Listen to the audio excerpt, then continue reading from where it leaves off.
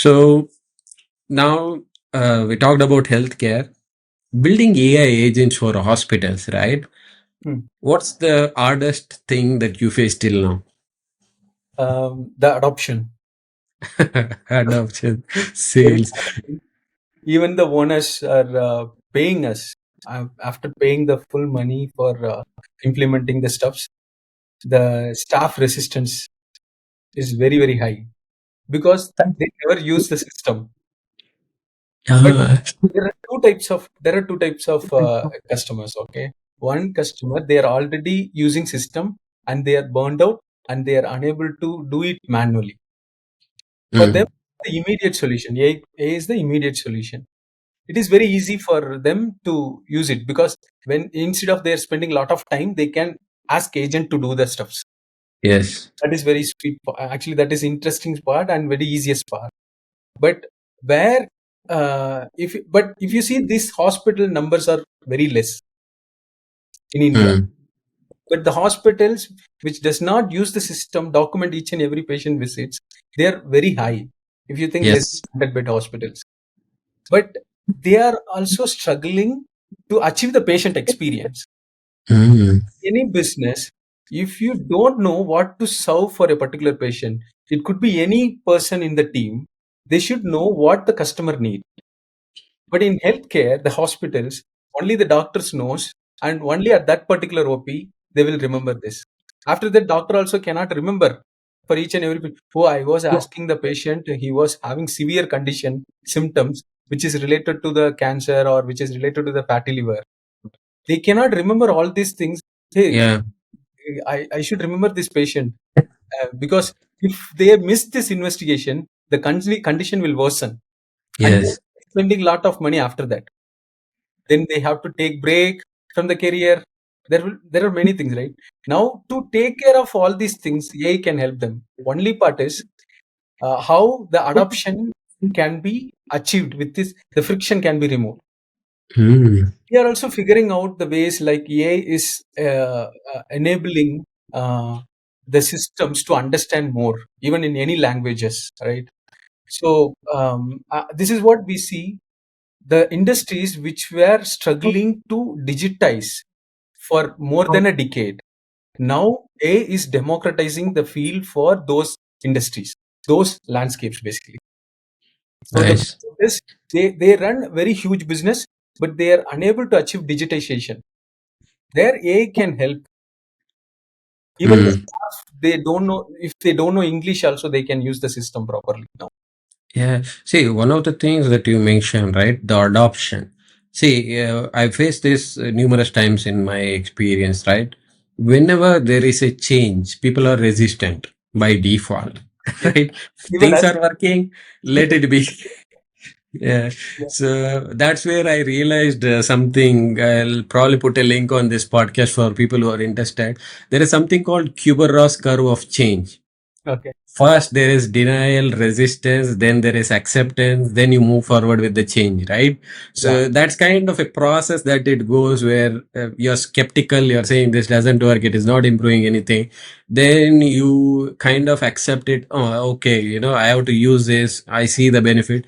Then comes the acceptance part of it saying, it has to be this way in order to be better, right? So Mm. that's what I tend to, imply myself. Hey, when there is a change, hey, at beginning it feels difficult, but eventually it becomes the norm, right? Yeah. So I think that adoption is a challenge across the industry, irrespective of healthcare or anything. And I want your take on this. In the healthcare, in my experience, when I worked with a couple of clients who were in healthcare, right, they had a lot of legacy tech. Is that still the case? Yes. Like Yes. There are a lot of Windows 7, Windows XP. yes. Yeah, And those are just to name a few, but there are quite a lot of legacy tech. Even the machines that they use that run those softwares, uh, it's all legacy. It's horrible when it comes to cybersecurity practices. We were getting shocked, and some of the doctors and nurses used to sticky note their passwords on the laptops, doors. yes.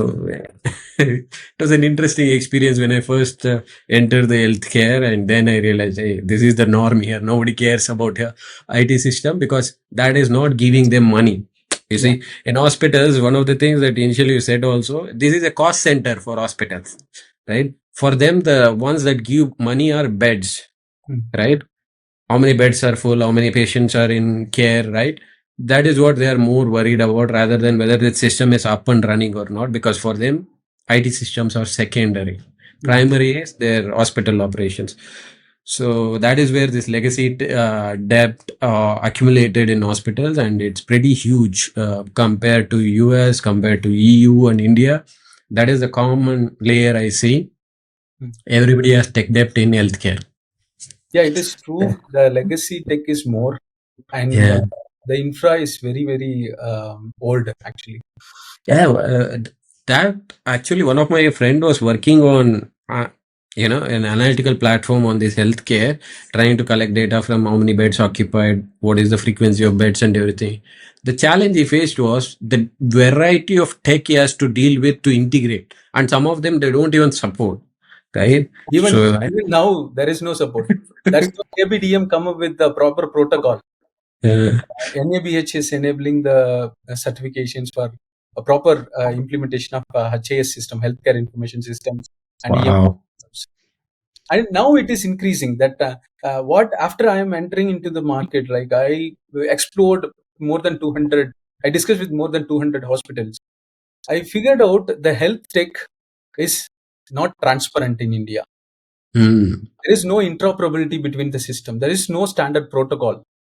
That if, for example, if there is a legacy system, okay, that is fine. It has built in PHP or something or ASP.NET, whatever it is, fine. But if they exposed an API to enable activating the data, there Yeah. is nothing idle now. If we are activating it with AI, then they can see more results actually. Yeah, I doubt some of these devices when they built, they even thought about APIs. Yeah, that is Yeah. Cool, cool, good to know. Yeah, that's a common problem that I've seen across healthcare, dealing with IT and security stuff, right? another It, important thing since you are into security space. Have you yeah. heard about the news of the data breach happened in Rajkot Hospital? Uh, Uh, that is very simple. Like with the admin 123 password. That's it. Yeah, that is 123 password.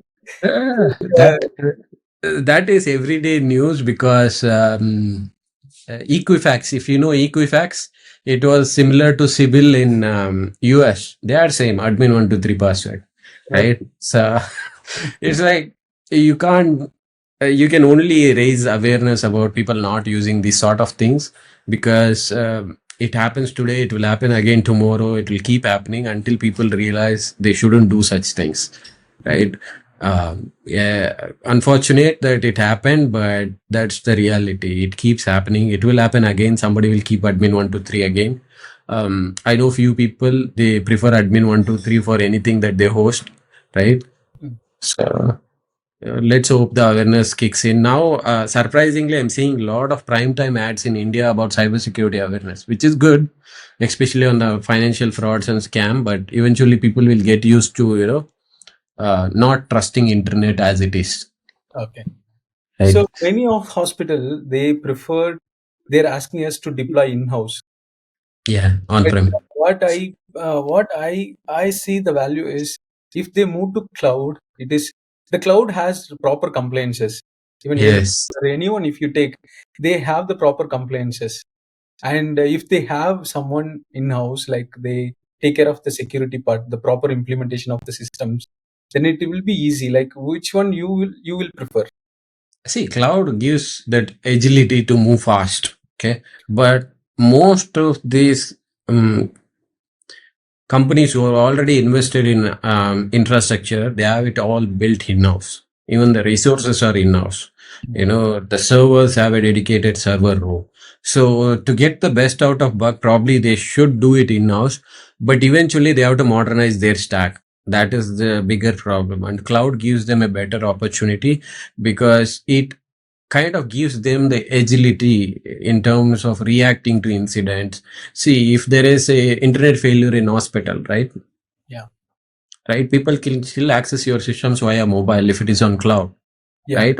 Or else you are locked out of the system. So in terms of whatever confidentiality, it makes sense to make it on-prem, but there are alternatives that they can explore on cloud. But yeah, availability side, definitely cloud gives them more edge when it moving to availability side of things. But it's again, each company is different. Some people prefer to have in-house because they have more flexibility Yeah. in terms of how they can utilize the resources. So that's where some of the investments they have made also multi-year, like Mm. 5 years, 10 years investment. So they are limited by the earlier investments they have made. And some people are looking after cloud. I know a couple of big number of beds hospitals exploring AWS and Azure in Bangalore, Yeah. right? Because eventually they have to move out because yeah, that tech debt is going to be due anytime, Yeah. Yeah. right? And cloud gives them that ability to refresh the technology stack quicker. Yeah. Yeah, Now, good to even know. we are asking our customers to use cloud only. Some are getting convinced, some are worried about why my data is sitting somewhere. At least they are thinking, which is a good sign, because Mm. I know in India privacy and data protection is like uh, you know under discussed topic. Not many people care about it, but at least some people who are responsible, they're thinking, hey, why am I keeping my data on cloud, right? That is a good sign, I would consider, from my side. Okay, nice. I see the DPDP Act. Yeah, Uh, next year is going to be interesting, 2026. See, as part of, I have my suspicions. Being cybersecurity professional, I'm pessimistic on that, because see, the real meat of thing, compliance is one thing, implementation is another thing. You yeah. have regulations, you have laws. In healthcare, how strict it is when it comes to laws regulating healthcare industry. But when you see on the ground, the implementation is weak, Yeah. Mm. right? I feel similar fate for DPDP, but if I'm surprised, it is a good surprise. I would love it. Seeing DPDP stricter and every company taking it seriously. But if it is the similar nature of what I've experienced in the past, then I'm not surprised. Okay. Right? The implementation is the key here. Yeah, there exist laws, regulations, but will companies take it seriously and implement it? That's a question. So you mean the act is very strong, but the implementation is really challenging. Companies have to make, see, again, this is a cost center for hospitals. Okay. How much will they invest to make it, how stricter compliant they need? Okay. Because if I am a patient, I'm visiting to your hospital, I'll not be worried about my data getting leaked. I'll be worried about the care, quality of the care I'm getting. Yeah. See, that's a priority of the hospital, because they need to worry about quality of care, that rather than whether customer is looking for, is information being stored private. Probably 1% of the people might consider having their information private, Mm. right, and give importance to privacy of handling information. But the rest, 99% of the people, they are just resolve my issue, right? Okay. So that's where, when customers start thinking, hey, this company doesn't handle my data properly, this company handles data properly, so I'll go when customer gives that as a choice, then you will force hospital to consider this seriously. Yeah. Yeah. True. Actually, as a health tech provider, healthcare system providers, right? We need to take care of the compliances and security. Yes. See, So when your product is differentiated by security, that's an edge, saying, yeah. hey, if you talk to us, your data is more secure than my competitor or some other third party, right? That can be a differentiator in many cases. But when it comes to patients, that's a question. The awareness, people have to make it as a choice, saying, hey, I need my data to be secure. Then eventually it will enforce companies to consider it seriously, rather than laws, regulation. They are good. It's more of check the box, right? Companies will try to do the least minimal thing to check the box. But if you want to consider them seriously, yeah, then customers have to be aware and start looking it as an option before getting into healthcare. Yeah. Cool. Yeah, just moving on to the current global trends. We have another 15 minutes. Probably we'll spend 5 minutes on this one, right? Okay. Um, Rise of agentic system will AI completely replace administrative load? What do you think? It won't completely replace. It will remove uh, many unwanted stuff what we do right now. How I see agents like AI is autocomplete. Just human Ah, the intent, the remaining will get completed automatically. Now finally we need to approve it. That's it. So nice. maximum of the things what we do in digital, those things can be faster, can move faster. Instead of for example, if we are having huge workforce for accomplish a particular task in terms of data transformation or data um, like data validation and many things, and even creating a new data sets, right? Data rooms and all these things can be taken by AI easily, and where Mm, people who knows the strong domain expertise and the, the critical decision making support that can be given by human. Rest of the things AI can handle. It nice, won't nice. replace completely. It will augment faster and at large scale. Yeah, because I spoke to one of the person when the LLM kind of era began, right? One of his prediction is like, the innovation cycle will improve, Yeah. the speed of innovation will Uh, improve, because now people are getting information at lightning speed. Before, if you want to find a solution, you have to go through the search engine pages by pages to identify what is the right. Now you at least get one or two options immediate or instantaneously, right? So that kind of speeding up a lot of answers to the questions that people have, whether to validate ideas, whether to make decisions. It's kind of helping them. I think your take is spot on when it comes to improving productivity and efficiency, yeah. right? That is, I think evergreen field in the tech, right? Always there is room to improve. Always there is room to increase productivity. Cool. Is the real challenge actually when we do huge volume of process at Yeah, very minimal resource. Then the value, the results, the ROI matters actually. yeah, That yeah. we do a huge volume of work, we can do the work which drives the ROI. Yeah, I think you made me remember another point that I read. See, one of a tennis player was having issues in performing in big matches because his unforced errors were, less, okay, in success. So he improved by 1%. He started making it to top 10. You see, before that, it was not so popular. I can't remember the name or the person who improved this, but probably I can quickly Google it. I'll find it. He improved his unforced error by 1%.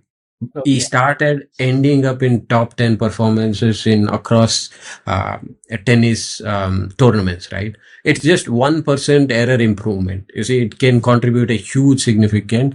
I think that's what you're mentioning. A small automation can plug in a large revenue that the company is losing.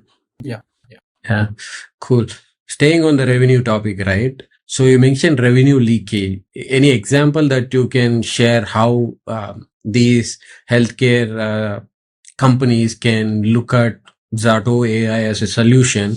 One scenario of something that you see, this is a strong fit area which would work for majority of the healthcare where the revenue is currently being leaked. Let's Yeah. call. Actually, if you take only the insurance part, the revenue leakage is happening because of the denial Ah, of insurance. Okay, that is one part. There are multiple other opportunities like where we can fix revenue leakage, but this part is very critical because the numbers are high here. insurance A number. small error which can improve the claim denial, which can reduce the claim denial at least 2 to 3%, which is a huge ROI basically. And Mhm. for that investment can be less than 10x. Mhm. Just Nice. implementing proper ICD CPD codes. In Yeah. India, the coding importance for coding is almost uh, very less actually. But if they do it properly, they can reduce the denial rate actually. That Yeah, I think insurance companies won't be happy with you guys, I think. even they are looking for. I met few insurance companies leadership, right? They told like if they give us proper documents, proper data, then there is no reason for us to reject. Ah, nice. So the gap is between the missing information between the insurance companies and the hospitals who are submitting for these claims, right? There are some gray areas, I think, so that we cannot talk about those things because that is different. The- But the formal transparent cases, right? Even hospitals are doing the good thing, but they are unable to make it successful. The claim rejection they are unable to avoid basically. Those yeah. things, at least a 1 to 5% of reduction can improve the revenue far better, and they can serve more patient with that. Actually. Yeah, yeah, definitely. Because wherever there are contracts involved, there is always gray areas. That's what I realized in my experience.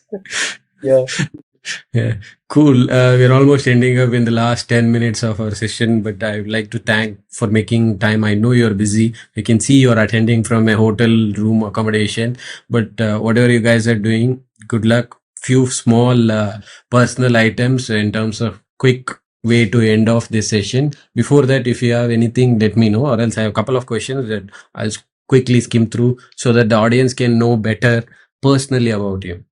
yeah. Okay. Giri.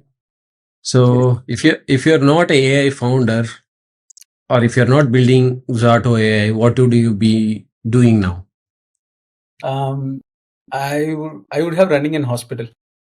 Running an hospital, which is not good, considering not so good. I mean, because there is a huge demand for hospitals, healthcare, especially now with the rise of AI consultations. People upload their transcripts into ChatGPT or Gemini and ask, "What should I do? My doctor is saying this." They are getting second consultation, Yeah, right? yeah, So, which would be challenging, but not so good in terms of establishing. I would call it because yeah, running hospitals. I've seen couple of hospital who are neighbors who run a hospital clinic. Man, they are morning they are fully occupied, evening they are fully occupied, afternoon barely they get chance. They can't spend time with kids. Uh, it's personally it's damaging. I would call it. Personal life you have to shuffle it and shelf it somewhere because running hospitals it's because you can't deprioritize anything in hospital. If you yeah. deprioritize, the direct consequences is life. You see, in other works, at least you can deprioritize something, nobody will lose life. But in hospital, if you deprioritize something, somebody will lose life, right? So this is So, because if you have system driven, patient centric, then it is easy actually. huh.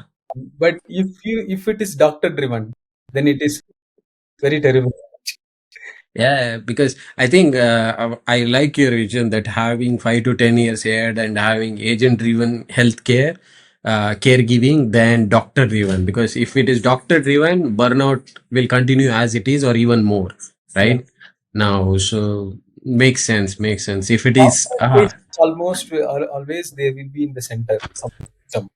That is yeah. for but it should be we can avoid many things with the system driven approach where Hmm. patient and doctors priorities will be more. Nice, nice. Yeah, definitely. I think one of the things that you said, right?